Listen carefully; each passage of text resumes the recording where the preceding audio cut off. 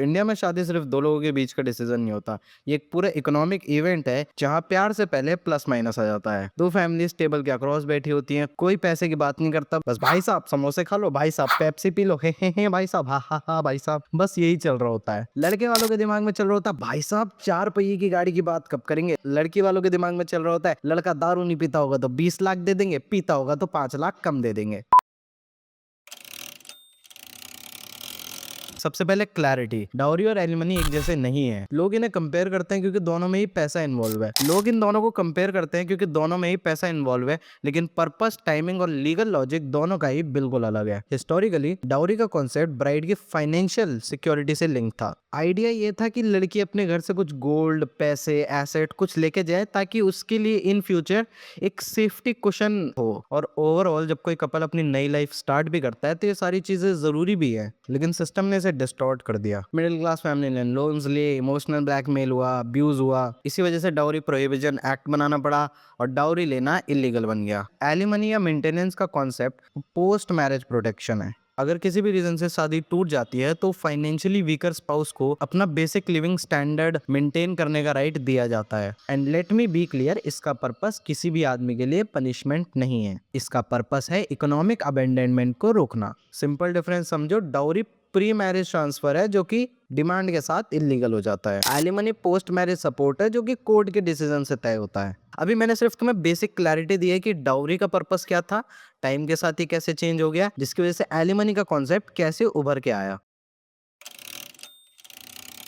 लोग इसे ट्रैप क्यों कहते हैं? ये सिर्फ एक परसेप्शन है जो सोशल मीडिया ने एम्पलीफाई किया है। कैसे, अभी बता। लड़कों का डर क्या है? False dowry case, false domestic violence case, heavy alimony settlement, career destroy होने का रिस्क, सोशल इमेज डैमेज। लड़कियों का डर क्या है? Dowry harassment, abandonment after kids, financial dependency, emotional exploitation. और वो है कि जब दो साइड्स किसी भी रिलेशनशिप में डर के साथ एंटर करती है तो ट्रस्ट नेचुरली कम हो ही जाता है। डाउरी और एलिमनी दोनों ही अलग अलग पैटर्न यूज करते हैं। पहले डाउरी की बात करें तो डायरेक्ट डिमांड को कल्चर और कस्टम में डिस्गाइज कर देते हैं। इमोशनल ब्लैकमेल की, लोग क्या कहेंगे, शादी तोड़ने की धमकी अगर डिमांड फुलफिल ना हो, और शादी हो जाने के बाद भी अगर और गिफ्ट्स नहीं दिए तो हरेसमेंट, जो कि अल्टीमेटली एक मिडिल क्लास फैमिली को एक ट्रैप में धकेल देता है। और इन सब से अलग एक सोसाइटी प्रेशर भी होता है। मान लो अगर कोई लड़का डाउरी नहीं भी लेना चाहता, वो नहीं चाहता कि मैं दहेज लूं, तो कई बार लड़की वालों की फैमिली ये रिश्ता तोड़ देती है कि भाई लड़का अगर दहेज नहीं मांग रहा, लड़के में ही कुछ गड़बड़ है शायद से। एलिमनी की बात करें, फॉल्स डाउरी और डोमेस्टिक वायलेंस केसेस का एलिगेशन, आदमी की इनकम एग्जैजरेट करके बताई जाती है during claim settlement. Legal battles को जानबूझ के लंबा चलाया जाता है ताकि एंड में आते आते जो भी लड़का है या उसकी जो फैमिली है वो अपने आप हार मान के सेटलमेंट एक्सेप्ट कर ले। इंपॉर्टेंट बात, डाउरी और एलिमनी दोनों ही केसेस में एक्सट्रीम केसेस भी एग्जिस्ट करते हैं,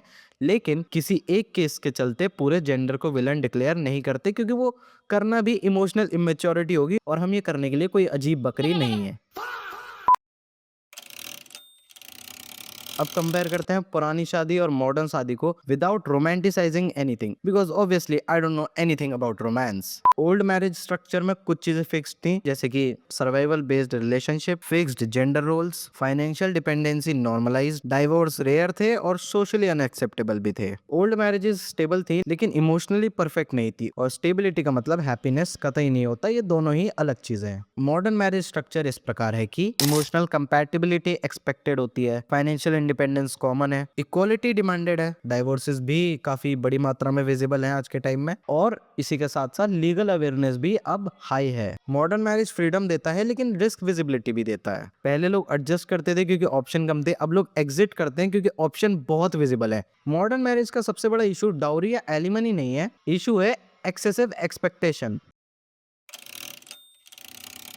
एज अ जेंजीज को क्या करना चाहिए वो बताता हूँ। सिस्टम को गाली देनी चाहिए जो कि हम देते ही रहते हैं? नहीं, मैं बताता हूँ ये करो। Financial transparency before marriage, income debt expectations clear करो, हिडन रियलिटी आगे चल के रेपटा मारती है बहुत बुरा। इमोशनल मेच्योरिटी बिल्ड करो, अपनी इनसिक्योरिटीज पे काम करो, बाउंड्रीज सेट करना सीखो। अगर तुम खुद स्टेबल नहीं हो तो कोई भी रिलेशनशिप स्टेबल नहीं होगा। लीगल अवेयरनेस रखो, लॉ को समझो, लेकिन हर पार्टनर को पोटेंशियल क्रिमिनल मत समझो। ट्रांजैक्शन माइंडसेट से बचो क्योंकि ये शादी है, कोई आरओआई प्रोजेक्ट नहीं। बी प्रैक्टिकल, प्रैक्टिकल बनो। प्रैक्टिकल बनना कोई गलत बात नहीं है, लेकिन हर रिलेशनशिप के स्टार्टिंग में ही डिफेंसिव होना बहुत ऑफ है, ठीक है? If you get my point. Partner selection fame या स्टेटस से नहीं, कैरेक्टर से करो।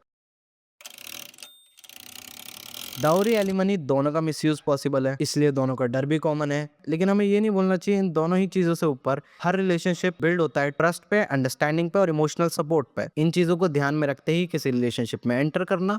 अगर अभी इन चीजों को लेकर स्टेबल नहीं हो तो मत करना, कोई जरूरी भी नहीं है। इसी के साथ वीडियो को लाइक करो, चैनल को सब्सक्राइब करो, अपना ओपिनियन कमेंट करो, मुझे भी बताओ कि अगली किस टॉपिक पे तुम्हें वीडियो चाहिए, मैं जरूर बनाऊंगा। Be kind, be educated, be strong.